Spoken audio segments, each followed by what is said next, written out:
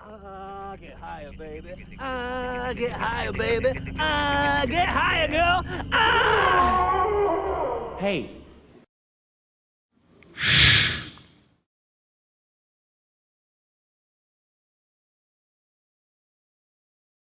Hello, everybody, and welcome to Knights of the Pageless Library. We are a little podcast that's dedicated to reviewing audiobooks. I am Bo Knight, And I am Ryan Knight. and today we are taking a look at The Beautiful Thing That Awaits Us All, written by Laird Barron and read by Ray Porter. Which is, right. I feel like it's kind of a mistake that we did this one so soon. Yeah, and it was definitely a mistake on my part because I had already started listening to this book, so I suggested that we listen to this one. Did you know it was Not Laird Barron at the time when you were listening to it? I don't think I did when I started it. I didn't realize that it was Laird Barron. That was the biggest mistake that I made in suggesting it. So yeah, as always, this book we got it from Audible. I think it's only available from Audible too, so you can't really Think get it so. anywhere else. I don't know if they have if they have the Laird Barron market cornered, but maybe they do. They might, which I mean if that's all he does, like if he chose to only sell his books to Audible, I mean you could do worse. So True. Very, very true. yeah, so you could pick this one up right now. Let me just double check. Looks like you could either get it for free if you sign up for Audible, or you could pay $24.95 for this one. Yeah, and this book originally it was written in 2013, but the Audible version came out in 2018. Oh, okay. So Laird Barron, as everybody kind of found out from the last book that we did of his, is kind of known for this like anthology sort of horror short story type of stuff. I think Yeah, that's kind of his bread and butter. Just looking at a lot of his other titles, I think there's quite a few that are little anthology collections of stories versus like one long book. So that's kind of interesting. yeah, one thing I think about listening to these back to back is like I really kind of figured out his story structure Oh, because yeah, they're almost all the same, sure. and that's not Yeah, necessarily a bad thing. right. But I would definitely agree with that. I know exactly what you're saying. Yeah. So what do you think? So like to me, the biggest difference between this and occultation is the narrator. What did you think about Ray Porter? Sure. I thought Ray Porter actually did pretty good. I think he's great, actually. I think he's really good. He because so this book comparative to occultation has far less stories. The stories are much longer in this one compared to occultation. So I thought he did, even though he didn't necessarily have to have as many characters as like in occultation, there was a ton of different stories introducing different characters a lot.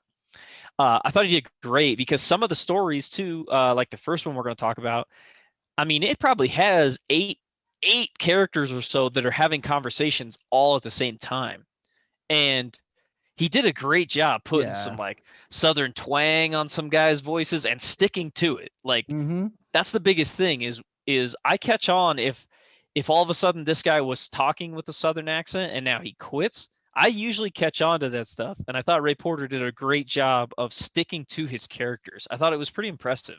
Yeah, I think he does a fantastic job. Sure. I would actually hazard to say at this point that to me, he's probably the highlight of this book. So, Me too, but I don't think that's the book's fault. right. And we'll get into that a little bit more here in just a minute. So as Ryan So already said, this is like a collection of short horror stories. So they're all pretty short. I mean, they're not super short. I guess they're probably like an hour a piece. these ones I actually think are slightly longer. I think the one that I looked at was close to 3 hours Holy long shit. for one story. Yeah, that's what I mean. I think these ones are a bit longer. The overall length of this book is 12 hours and 15 minutes. Good. Um, How long was occultation? right about the same. Occultation clocked in right at like 12 and a half hours. Okay. So, but I think each story in occultation was about 45 minutes to an hour, Whereas I'm pretty sure even like this first story in this one is 2.5 to 3 hours long. So, which I think is saying a lot considering 2.5 to 3 hours. There are audio books that are that long, period. Yeah. Like that's the whole story. So, Yeah, like Lullaby. Lullaby is shorter than that. oh yeah, Lullaby was only 45 minutes, I'm pretty sure. Yeah. So yeah, you're getting a lot of stories here, I guess. If you're, yeah, there's quite a good value, I would say. Maybe. I guess. I mean, I will get into it a little bit more after the spoilers on this one.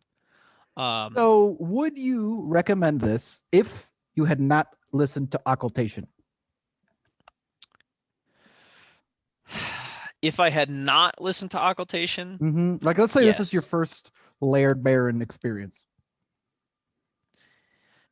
I think I would recommend it only if you listen to Occultation first, to be honest. Okay, interesting. Because I felt like these stories were far harder to follow than the ones in Occultation actually were. They are. And I'm going to say something bold. Almost all of them, I think, except for the first one, are worse. Okay. I agree with that.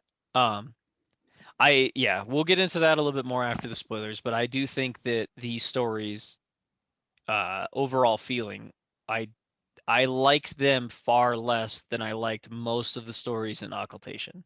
And I think, like, I enjoyed this, but I didn't enjoy it as much as Occultation. And I think Occultation is a better collection of his short stories. Sure. And to me, this feels like the leftovers that weren't good enough to make it into Occultation. And that very well could be. I do agree. I think there are maybe 2 stories in this that I liked a lot, and the rest I was just kind of meh, like they're okay. This book, just to get this out of the way, this is incredibly hard to follow. Oh, almost impossible. Yeah, I'm gonna throw that out there. exactly. This one is, I mean, and Occultation is pretty hard to follow. We talked about that in Yeah. our discussion of that. This we one fumbled is around, but yeah.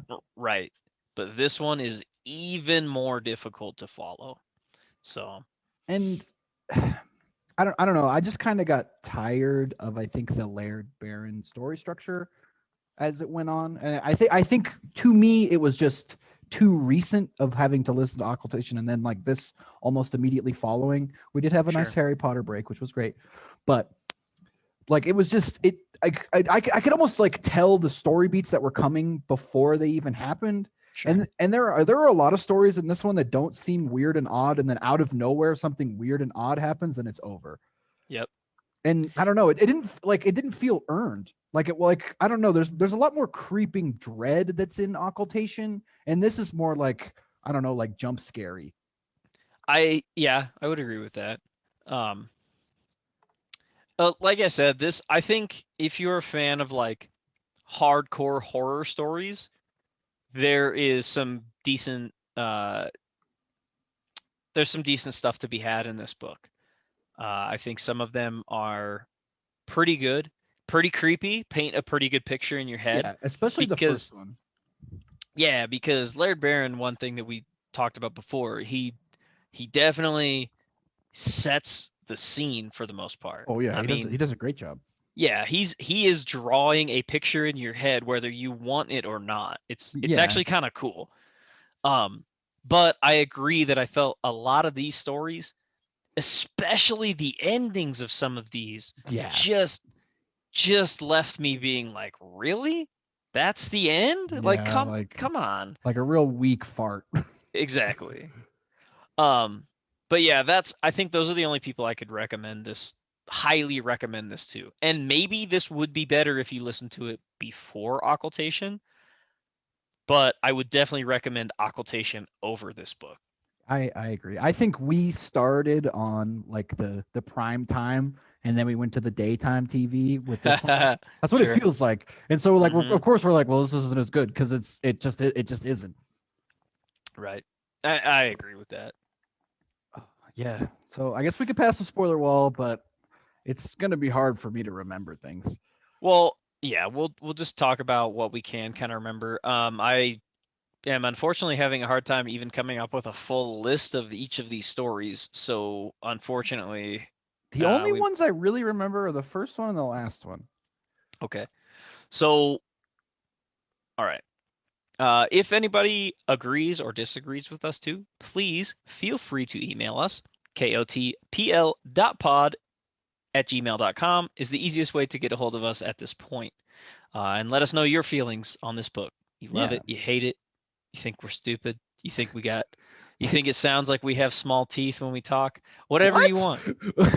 Sorry, I ripped that off of another podcast. I What did does think that it was, even mean? I don't know. I did How think does it was someone great though. sound like they have small teeth when they No, talk? dude, sorry. It was one of the hosts was hosting by himself, so he told people to email them and say that it sounds like the other host has tiny teeth. I I thought it was great. What? I guess So- I don't understand the dynamics of that. I don't know. I think that's Is the that whole how you point can of it. like hear? You can tell somebody's fat by the way they speak. Maybe. So, Anyway, all right. So the first story in this one is called Blackwood's Baby, and hang on, sidetrack. Did you know there's a myth about like not a myth but like a Cthulhu like a I think a Lovecraft story about like an eldritch deer, an eldritch stag. really, is that what Yeah. this is playing off of? Yeah, because it made no sense to me because I was like, what, stags are not spooky and evil. What are you talking about? And I Sure. like looked into it and there's a bunch of stuff about that. Well, and the interesting, so this book, I feel like you could probably listen to these stories about 10 times and you could come up with like the scene in It's Always Sunny where Charlie has all the things on the wall and he's Mhm. drawing yarn between them, like that meme. You could come up with that for this book and these stories Oh yeah, easy. because this first story, Blackwood's Baby, ties into a later story that's set at a different time. Yeah, because the one guy is that he is Blackwood so and so. That's like his family name. And if you listen Oh, to you're right. if you listen hard to Blackwood's Baby, they talk about a curse that is left because of this guy, Blackwood, whatever his name was. But that they bring him up in a later story. So the interesting thing about all of these, I feel like these ones especially compared to occultation, which some of these stories have ties to occultation too. They do, and they say occultation a couple times. Right, and they bring up locations and names and things from it. But I feel like part of that is just where Laird Barron is from. And which is fine with me, to be honest, Me too. because Me too. That's not what I mean. I love that a lot of this takes place in the Northwest. Me too, I do love I that. recognize a lot of things. Exactly. I recognize a ton of the names, and so it helps cement these stories for me, which is awesome. But even I feel like in this small anthology of The Beautiful Thing That Awaits Us All, a lot of these stories have yarn, even if they're thin strings, they do all tie together, where occultation was much more, each story was its own entity a little bit more. Mm-hmm. Yeah, even though the broadsword comes up a bunch. It does, yeah. The broadsword is apparently a favorite of his. Yeah. Is I'll it a have real to look place? that up. I don't know. That's what I was just gonna say. I'll have to look that up and see if it's. Does like he an live in the actual thing. broadsword? If he does, I'm gonna find him and kill him. Because then that just pisses me off. Right. Okay, this first story, you're gonna have to remind me. It's like I can't remember the guy, but they're going on a hunt, right? And they're like trying to get they're like trying to hunt a specific deer or stag, but I can't remember like the guy wants them to, but nobody's been able to kill it, right? And there've been tons and tons of people that have gone on expeditions to try and kill it, but nobody can. Everybody who seems to go winds up dying in like weird ways. Yeah, I think that's the biggest takeaway from this one, is that most people, if they basically never come back from the hunt. But they're offering up a rifle, right? To who does it? It's like a special type of gun. Yeah, that's exactly what it is if I remember right. they're offering up this gun as like a reward for whoever bags Blackwood baby. Yeah, but it's like a special gun. There's something I can't remember, but there's something like it's either like exceedingly valuable or something like that. Right. And I think several of the guys are like British, right? Or European. And Yeah, a the couple main Americans. character especially, he's an American, right? Mm-hmm.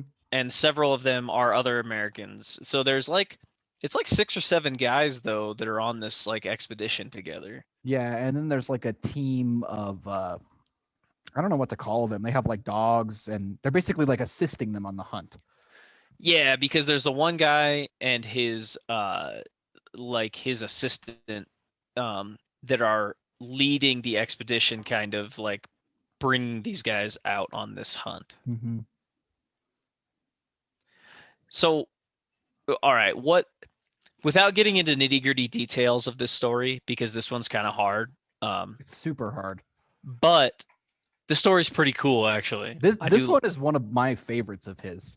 Yeah, because basically what ends up happening is they find this stag, and this thing is like huge and black, and basically what we come to find out is this thing is like I almost picture it as like a possessed stag Mm-hmm.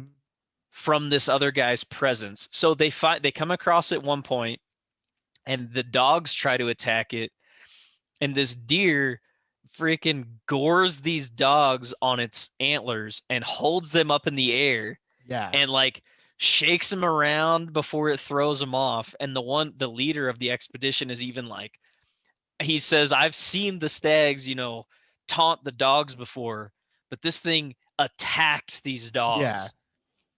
Like it went after the dogs, which is not something a stag or a deer would do. Like, right. And one of my favorite scenes from this book is he's like our main character's talking to one of the guys, and he's talking to the guy about another person who had been on the same expedition before, and he was like, yeah, he died out here. And he's like, oh, so the stag got him. He's like, no, he was riding his horse, and he saw the stag, and he tried to take a shot in the saddle and fell off his horse and hit his head. And he's like, yeah, the stag got him. Yeah, exactly. Because most things with this stag are tied to the death of the guys hunting it. Mm-hmm. And basically, too, our lead American character,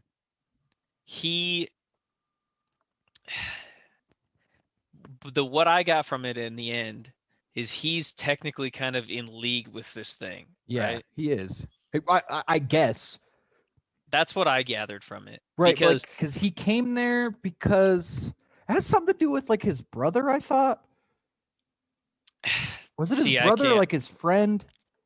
Oh, no, man. He has the issue with it because he killed his brother. Oh, okay. On accident, remember? But it's something to do with like it's hard to explain. I get you'd literally have to ask Laird where his head was at on this.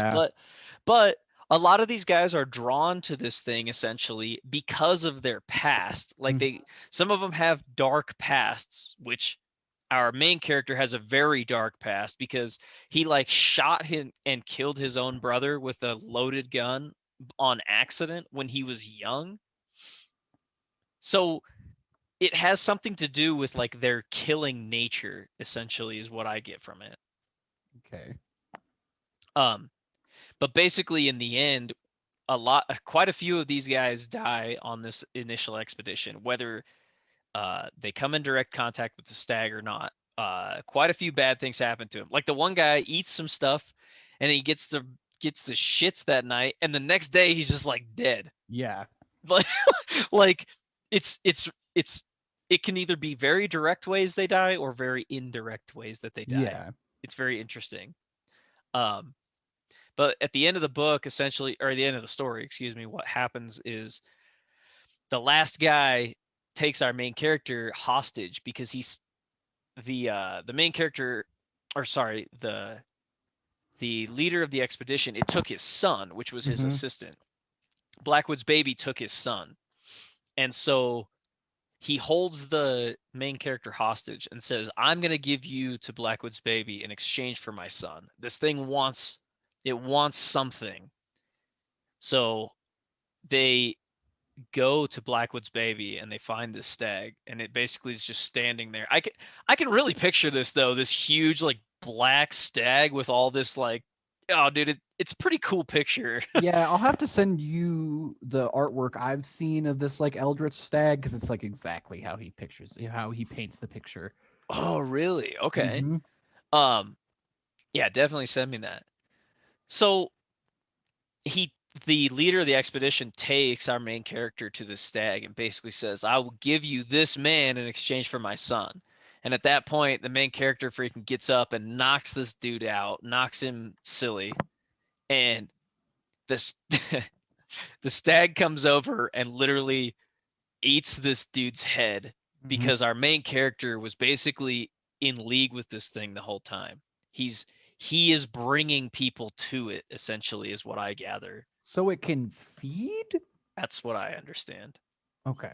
Because I didn't really understand at all. I don't fully get it, but that's like the conclusion I drew from it, is that this guy is bringing people to this thing to feed them souls, essentially. It's not necessarily eating them because it needs meat. It probably needs their like life force. Where did the stag come from in the first place?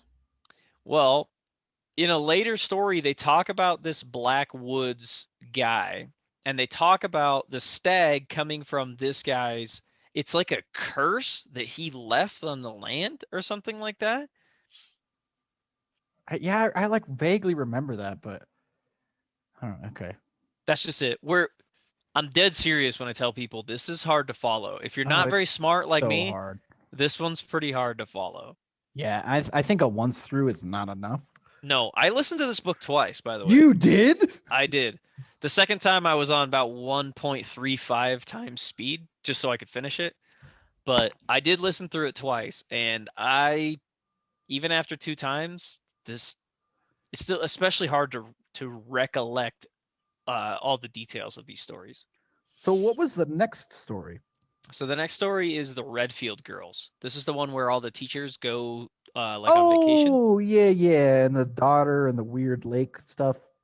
Yes. So the story basically boils down to these teachers normally would go on like a vacation together at the end of like the summer before school started.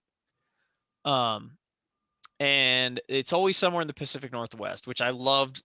He like names off all these towns, and it's like, oh, I've been there. I've been there too. I've been Oh, there. I lived there. Like Yeah, they talk so- about Astoria and Seaside. Yeah, exactly. So they always would go on this trip, right? And it would basically be like their girls kind of getaway, their last little getaway before school started before back dealing up. with those fucking kids. Exactly. So, but on this specific one, the one gal's niece Yeah, flies her in. niece just like surprise shows up at her house, right? Yeah, from like France, right? Yeah, because she was going to school there because like her mom married a rich French guy, Yeah. and she So- doesn't like the stepdad, but the stepdad's actually cool. Something like that. Yeah. I guess like that's what I got. So they end up going to this lake, and I cannot think of Lake Crescent. That's right. Okay, so they go to Lake Crescent, and they're like having their weekend, but they end up going on like a hike. They find like a boat tied up, and they're like, "Hey, let's all get in the boat. Let's go take the boat out for a ride." And some of them are like, "Nah, let's not do that." And they're like, "Nah, it'll be fine." So like 3 or 4 of them get in the boat. They go out there, and the freaking boat like sinks randomly on them. Yeah, it like starts And coming apart. yeah, basically it like fills up with water and sinks on them, and they're like, "That was weird. We definitely shouldn't do that again." And then we Well- keep getting all these tidbits of how like how many horrific things happen like at this lake. Right, but we got to talk about the girl, the daughter having not the daughter, the niece having like the dreams of her aunt in the That's right. water, right? She keeps seeing her in the water. That's right. And she's talking to her, but she can't understand what she's saying. Yeah. Which the aunt, the main character of the story, she's also been having these weird dreams, but she says she keeps seeing her sister drowning, Right. and Or that'll someone come that up looks later. like her sister. Yeah. So basically what happens is they because the boat sinking is like the final straw of this story, right? Of this part. Yeah, and then they And end up not going on vacation again, I think. And then it like time skips. She doesn't go. Yeah, they time skip and our main character doesn't go on the next one, but her niece does, right? Yeah. Which Yeah, is and weird. right? That's what I thought.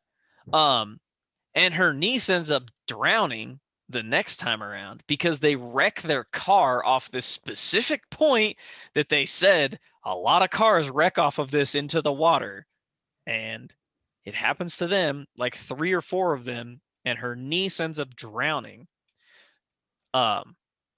This one's super weird because then at the end she's like, she goes there to like come to terms with it because her sister's like pissed off at her because she's like, you should have been there for her, you should have kept her safe. And she's like talking to some dude who was a diver at the end, and basically she's like, yeah, I found out I was having this dream about my sister, but in reality it was my niece the whole time that I was dreaming about. So like she was like telling the future of her niece dying, Yeah, but she didn't. But like, why? I don't know. This one I did not like at all. No, I didn't like. I it thought at this all one either. was kind of bad. Yeah, It's and not it has even really a lot spooky. It has a ton of like the time skips are very jarring. They're super jarring, and it's like the way that we explained it. It is not that clear. Right. Yeah, that was my best. Like it, Yeah, I you did missed a great. ton. I missed a ton of shit, I know, but like I feel like there are not that many story beats to this one either. Mm-mm. So moving on from that one, the next one is called Hand of Glory. To be honest, this one is the dude, like the gangster guy, who's looking for the guy who killed his dad. I don't remember. Were the girls getting hypnotized? I don't think so. Oh, gangster dude looking for the dude that killed his dad. Yeah, that doesn't ring any bells. Okay, so this one, the guy is, yeah, he's basically like a gangster guy. He does like shakedown stuff and all that kind of stuff. This one takes place back in the day, like. Oh, okay, yeah, okay, never mind. I do remember. Because in this one, he meets a guy named Blackwood. Right. This one is the one I think that ties to Blackwood's baby is the thing. This one where he goes and he talks to the crones and he gets the crone. He crones because they all live in the house together, but then he gets like the little talisman thing, and then he goes. Right. He goes down there with all his boys. Yeah, and his boys end up like disappearing. Right, and they like meet the other gang leader dude, and he like makes some really good pancakes. That's Blackwood. That's Blackwood that he meets. Okay. Yeah, that's Blackwood. But Blackwood is not the guy that he's actually looking for. He's looking for like this other mob leader because he thinks this mob leader is who killed his dad. And supposedly the mob leader's trying to kill him too, right? Yeah, because he sends 2 guys after him, the long and the short, which I love their names. Yeah. But he whips their ass. They shoot him, but he whips their ass. And so that's why he's like, oh man, they're going to be pissed at me. But what this one boils down to is like super fucking weird at the end. Really weird. And see, this is what I mean, where it's like it comes out of left field where there's like no weird spookiness going on. And then it just like comes up. I mean, they mention a couple times it's like photographs. He takes photographs to keep his life going. Yeah. Yep, that's exactly this story. Yep. Yeah, because he goes and he meets with this guy's son, and the son says that he's like, yeah, you know, people think my father steals people's souls, and basically he ends up shooting this dude. Our main character shoots this guy like in the leg because he wants to see this guy suffer because he knows he's a piece of shit. Right. Well, this guy ends up like falling down and he's like still talking to our main character and he shoots him like in the chest and he's bleeding out and he's like, can I at least have the whatever talisman thing that the crones gave you? And he freaking gives it to him and the guy eats it and he's like, oh, alas, a fake. And he like dies. So I'm led to believe that this guy is some sort of weird like entity, but because he was scared of the talisman thing at first. Right. Before he knew it was fake.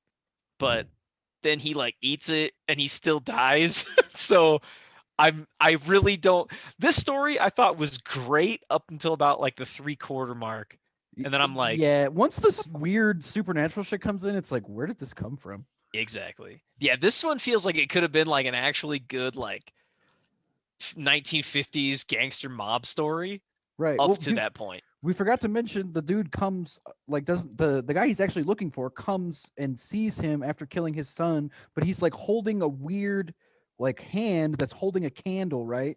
And then like he Yep. can't move Yep. Oh, because that's he's like right. Yeah, it controlling paralyzes him. Yeah. Yep. Yeah. And You're right. he realizes the hand is his fucking dad's hand Yep. because it's wearing like his dad's watch, right?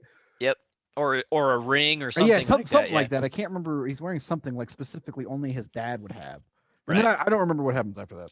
I think that's the end almost. Yeah. Like he awakens after that, but I couldn't for the life of you tell you exactly what happens after. Well, doesn't that. he tell him he's like you're gonna die and you're not gonna know why?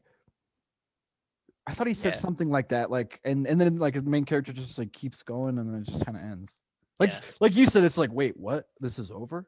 Exactly. This one I feel like it could have been it could have been a full book on its own. Like there's a Yeah. lot of meat there, There's a but lot of meat. I just didn't feel like it was given enough time. I really think. So what's next? The next one is called The Carrion Gods in Their Heaven. Okay. And I'm trying to remember. Is this the one with the dude? He's seeing the girl and she's getting hypnotized to stop smoking by some dude in the broadsword. No, that's towards the end. This is the How one. many stories are there? I'll tell you. There is 1, 2, 3, 4, 5, 6, 7, 8. There's 8? 9. There's 9 stories. Okay. All right. So, but the carrion gods in their heaven. This is the one where the girl got like thrown down the stairs by her husband, broke her leg because she has like a lesbian lover, and her lover finds the wolf's pelt in the forest. Oh, okay. So they're like hanging out in the woods. Yeah, where her This one was fucking weird too. it was super weird. I thought there was like a pretty cool story here, like as far as sci-fi stuff or like spooky stuff goes, because the one girl's like she's always wearing the freaking wolf pelt, like walking around. So I was like, yeah, this is creepy as shit. But then it literally is the same thing. It turns out it like consumes her. Like it comes out of like left field, like the paranormal stuff. Well, I thought okay. So yeah, let's skip over semantics. She like uses the cloak to turn into like a beast form, I thought. Because Yeah, she, because she like fucks up the old husband and like his crony that followed them.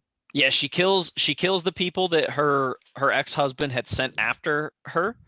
And then I can't remember if she kills him. I can't remember that. I can't. But I feel like it doesn't actually say, but it's kind of implied. right. But at one point, I just know. So she finds the pelt in the woods, right? She's Mhm. always wearing it around, whether it's a wolf's pelt or She whatever. quote unquote finds it. Exactly.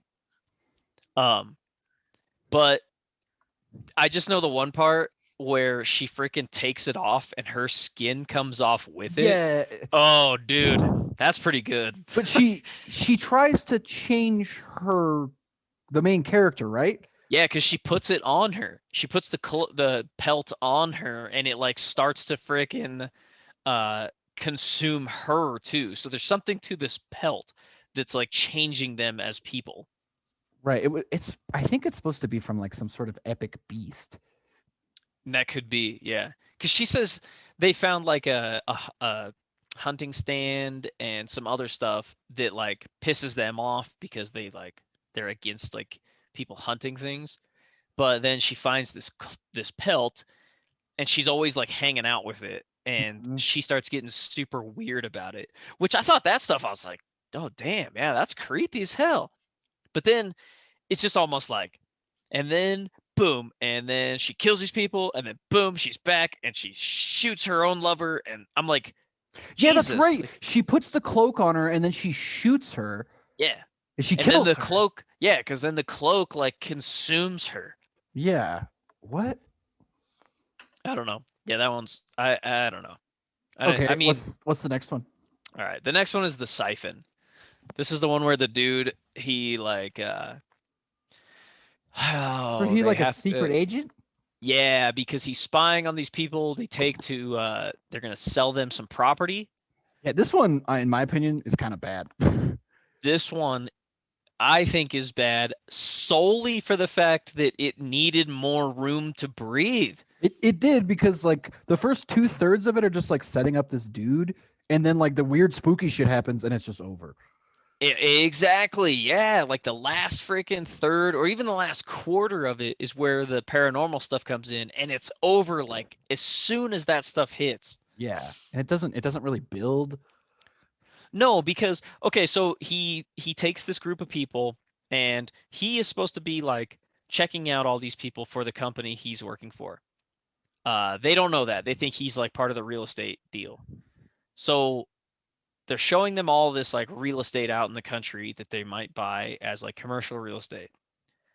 But two of these people that are in this group are actually like paranormal entities. Like they're like Well, weird. they stumble across them, right? Like he's showing his people around, and one of his people he's showing around is like a professor of the occult or some shit, and they're talking about that shit in a cafe, and somebody overhears them, and he's like, "Oh, I'm actually one of your correspondents that you've talked to for years," right?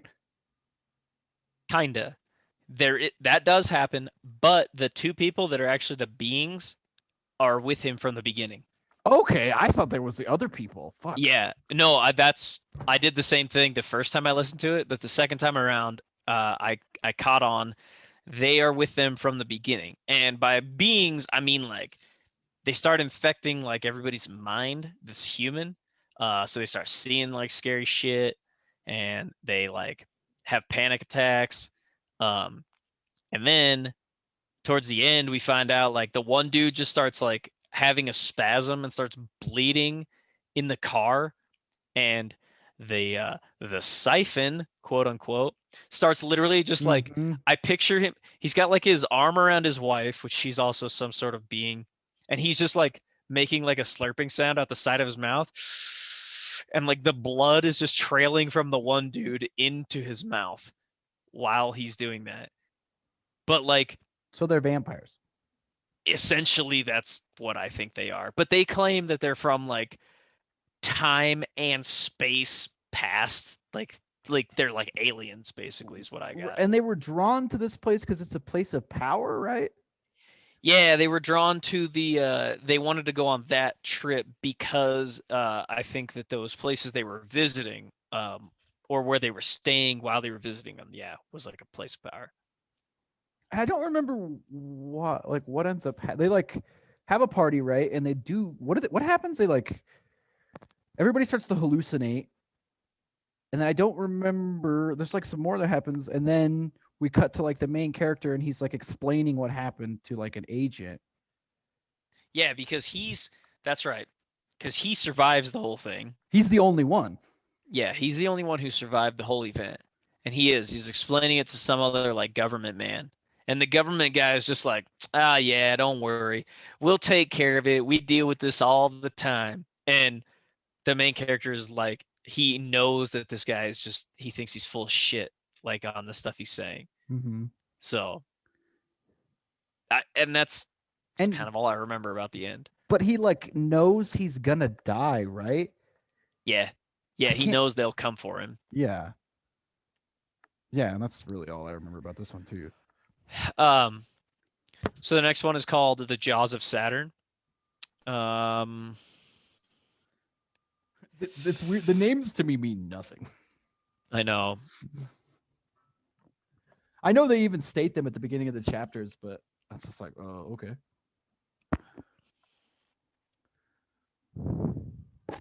This is the one you were talking about, where the magician is trying to the guy's that's right. The guy's girlfriend, she's going to therapy to quit smoking. No, that's this one. hypnosis. Oh yeah, sorry, hypnosis. Yeah. Yeah, so and like this pisses the boyfriend off, and he like they're at the broadsword also. That's kind of important, I guess. Yes, right? that. Yep. So he like like bothers this guy, and he like goes and knocks on his door, and the guy's like, never talk to me again. And then I don't really remember what happens after that.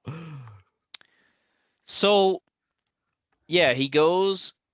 Basically, this guy's girlfriend is going to the hypnosis thing, and he gets like super jealous because he's like, nah, he's probably like hypnotizing you, and then he's probably touching you. It's basically what he comes to the conclusion of for some reason.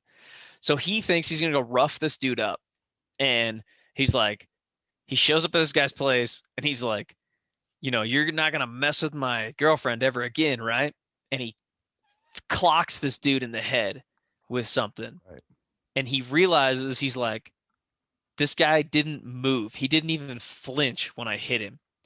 And I actually like this part because then the magician guy grabs him by the throat and picks him up. And he's like, I was willing to, he's like, I'm not doing anything wrong with your girlfriend. He's like, but now you pissed me off. And now if you ever show up again, I will kill you. And I'm not gonna lie, like the way parts of this one are told, I was like, oh damn, this magician guy is serious. Yeah.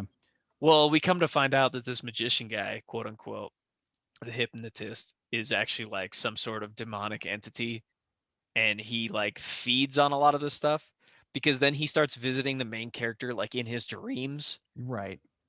So like the main character will have a dream about him and it'll freak him out, and then he'll run into that guy later and he's like, do you remember what I told you last night? Like in his dream. And I was like, oh shit, that's creepy. Like And doesn't he force him to watch what he does when he hypnotizes his girlfriend? yeah. Which I cannot remember right now for the life of me. I think, doesn't he like hypnotize her, and then like he talks to her a little bit, and then he's like, look out this window. But like the window is like a portal to somewhere else. Yeah, yes. That's exactly it. Yeah. He shows him like some weird shit, basically. That's what like the paranormal stuff is in this one. Right. And I don't remember what happens after that. I don't remember what ends up happening to the main character. I don't remember how it ends, actually, to be He honest. probably dies. Most likely. All right, so moving on. The next one's called Vestitation. And if this is the one, I swear to God, this is the one. This is the one. This is the one that's all like first person. Like, I remember one time when I was 6, I realized I was the only human on the planet. Oh yeah, this one's terrible. This one is garbage. It made no sense. No, dude, I fucking hated this. I don't know what he was doing or what he was smoking or drinking when he wrote this. This doesn't make any sense at all. Can I try and explain it a little? Please do. So yeah, this is all first person, and we're seeing like this being who can travel through time and has always existed, but he's like talking about like specific points that he exists in. Yeah. But he can like jump from person to person. He's like God, basically, is what I understand it as. But there's beings over him, right? Because he like has overseers, I thought.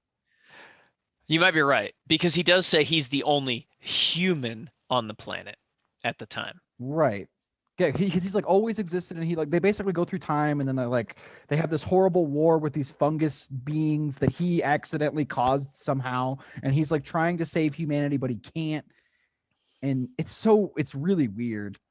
Super weird. Super hard to follow. Almost impossible. Yeah. I did not like this one at all. Yeah, this one was really weird. Yeah. And maybe this is him trying to like give us like what the monsters are thinking in these books. Maybe that could be. That's the only thing I can think of. That could be. But either way, let's move on from that one. I don't have anything to say about that one because I did not like it at all. I'm good. So this next one is called The Men from Porlock, which I actually do like the story. This is about the lumberjacks that are supposed to be. Oh yeah, and they like meet the weirdos. Yeah, I actually did like this one quite a bit. Me too. I liked the big strong guy. Yeah. So this is basically This one's about a group of lumberjacks, and they're basically supposed to go out, and there's gonna be like a reporter or something coming to their camp, and so they're supposed to go out and like kill some deer to bring back to camp to eat, like basically have a feast when this reporter shows up. And they end up stumbling across like a civilization of people that they think shouldn't be there at all. And some really weird shit happens. Like they see like a tree with like a hinged door on it, and they open it up, and they see some like writhing like tentacle stuff inside before they close it. And the people that they run into, they're like super weird. Like, first of all, it's all women and children at first, because And the one, all the women are pregnant, right? yeah, every single one they see is pregnant. Yeah. And that's when they when the men show back up, that's right. They're like, our husbands will return soon from whatever. And they when the husbands show back up, these guys are like, because they took the one guy first, right? He disappeared while they were hunting. Is it one guy or two guys? I think it's they took both. a couple of them. Ma and one other guy. Yeah, because they find Ma in the one house because he's like gutted. Yeah, it's horrible. It's so jacked up because he's like sitting Indian style, but his guts are like laid open, and his intestines are strung up to the ceiling and then around to like a winch that they're like winching his intestines out of him slowly. And he's still alive because he like looks at him and basically like nods, like, "What's up, guys?" And he just sits there. Because that's right. Because when they see Ma, that one gal stabs the one guy in the back, and he friggin' knocks the shit out of her. So then they're like, "We got to get out of here. These people are insane." And then the men show back up, and they proceed to whip all these dudes' asses. Like, it's freaking great because there's only like 5 lumberjacks, and there's like a whole horde of these other men, but they're lumberjacks. These are some serious dudes. They're just like killing these guys with their axes. They're throwing their hatchets and sticking them in dudes. It's pretty cool. It's freaking badass. But by the end, only one of them is left alive, and he gets taken to like like their main overlord guy. And their overlord guy, which is this is where it ties in to be like sort of like a cosmic horror type thing, because the guy is like, "I'm gonna let you survive, but I'm gonna make you live among our people." And he's like, "You're gonna make me live in that village with those people?" And he's like, no, those are our slaves. I'm gonna make you live like us in the darkness. Yeah, in the dark. Yeah, I was like, "Oh Jesus!" Like, so creepy. No, there's 2 of them alive at the end, right? Because the one guy's like, "Fuck that, just kill me." Oh, that's right. Yeah, he's like, oh yeah, because he says, he's like, "And if you refuse, then I'll go after your family." And the one guy's like, "Whatever, go after my family. I'll kill myself right now." Yeah, he's like, "I don't give a shit." Yeah, that's right. Yeah, you're right. Which I think he does, right? He does because kill himself. Yeah. We only end up with one guy, and he cuts down. He ends up having a family, but the guy lets him. The cosmic guy had let him go, and he's like, "Just don't forget something about your firstborn." So he ends up like it does like a little bit of a jump cut that's like a little bit later, and he's at his house, and this one tree has grown up in his backyard, and he's like, "I gotta cut this thing down." And it's been a long time, but he finally cuts it down. But inside the center of this thing, it's just like blackness with writhing like eel tentacle things inside this tree, and then it's over. Yeah, but that one's pretty good. That actually I think is my favorite. It would go The Men from Porlock and then Blackwood's Baby. And yeah, Blackwood. I think Blackwood's Baby's my fave. Yeah. So there's one more. It's called More Dark. Oh, I hated this one. Yeah, this one fucking sucks, dude. No writer other than Stephen King should write about what it's like to be a writer. Exactly. Like, yeah. Stephen King has that market cornered. Sorry, guys. Well, yeah, because this is where the title of the book comes from, because a writer in this story wrote the book, The Beautiful Thing That Awaits Us All. Yeah. So, yeah, it's a little bit meta for me. It also has a lot to do with like this writer.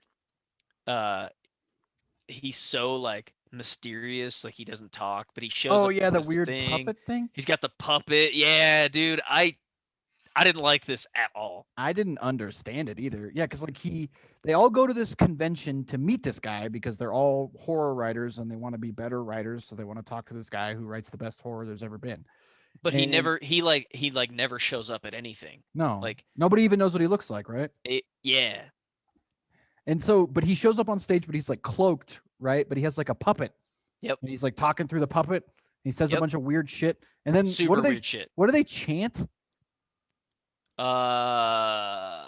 Oh shit, I cannot remember. It's something. Yeah, I can't remember what it is, but like the puppet, But they say it like 40 times. more than that. The puppet is just like he gets like everybody to chant it. Yeah. And then I don't. The only remember. thing I like about this story is how much friggin' whiskey they drink. Oh, a lot. That's like my favorite part of this story. Yeah, this one's really weird because then it talks about like this other writer who was jealous of this girl, so he like followed her and ends up killing her. Yeah, plus that one girl like ends up freaking messing with like the main character, and like he gets rescued by like some other guy, and he's like, oh yeah, you don't want to mess with her because, and then he says something like she's part of the whatever, like whatever's evil in this story, and I'm like, what? Yeah, I don't really remember a lot about this one. I just remember like him talking about being a writer and stuff. It just was like, oh, shut up. Yeah. Again, like I said, my favorite part about this story is how much whiskey they drink. So, That is a fair assessment. and that's it. That's the end of The Beautiful Thing That Awaits Us All, which basically comes down to its death, is what I get. Is that? Yeah. That's what I get from it. The Or beautiful is it thing. taxes. Both. It's both. The only two guarantees in life, unfortunately. Mm-hmm. Yeah, I felt like this one left me wanting a lot more than occultation did, for sure. Yeah, like I said, I feel like this is the B roll and occultation is the A roll. Yeah, I would say definitely if anybody wants to like listen to Laird Barron or like a good set of like horror stories, he has a lot to offer. Don't let me take that away from him. He has a lot of books, like even on Audible, that you can listen to, and a lot of them are anthologies. So tons of stories, but I would say so far occultation, I liked occultation a lot. So I feel like I would have liked this a lot more if we didn't come to it like immediately. sure. And that could be, yeah. Should have saved this one for like Halloween or something. Yeah, true. Oh well. But we didn't because we don't do any planning around here. Nope. So just flying by the seat of our pants, people. Speaking of no planning, what are we doing next time? Oh, let's see. The next You better book, remember, I'm gonna then- shoot you. The next book that we're gonna be doing is gonna be Spellbound. Hell yes. So we're hoping that in March might be our bit of sequels month, we think. So a lot of the stuff where we listened to the first book and we told you guys like, hey, there's 3 books in this series, or there's 4 books in this series. Well, in March, we're going to try to listen to a lot of sequels. So Yeah, so we have Spellbound lined up, and then we have what's it called? Skybreaker? Skybreaker, which is the follow-up to Airborne. Yes. Which we both never listened to before either. Right. Maybe this you will be a have new actually. one. I don't know. No, I haven't. Bold statement. I just bought it the other day. So That's what I kind of figured, but it wasn't. yeah. So that'll be a first for both of us. So that'll be cool. Yeah, and stay tuned for more Anime Squires as well. Yeah, that another one of those should be coming out soon. Like I said, I know I tried to say we're gonna do it once a week, but I am falling behind already. It's So- okay. But we'll definitely keep doing those. So stick around for that if you guys like that. Speaking of which, if you like that, if you don't like that, let us know, please. kotpl.pod@gmail.com. We would love to hear from you guys on Yeah, we our would anime love to. series, on any of the books that we do, any books you would like to see us do. We would love to hear it. Yeah. So, and thank you everyone for listening. We really appreciate it. Best thing anybody can do for us right now. All we're asking is, reviews and whatever on whatever platform you're listening. That's the best thing you could do for us right now. I mean, unless you wanted to give us an exorbitant amount of money, I wouldn't say no. Also true. I wouldn't say no either. Yeah. That but- would be rude. Yeah, that'd be just rude. Yeah. You don't look a gift horse in the mouth. So, but yeah. And with that, hope to catch everyone in the next one.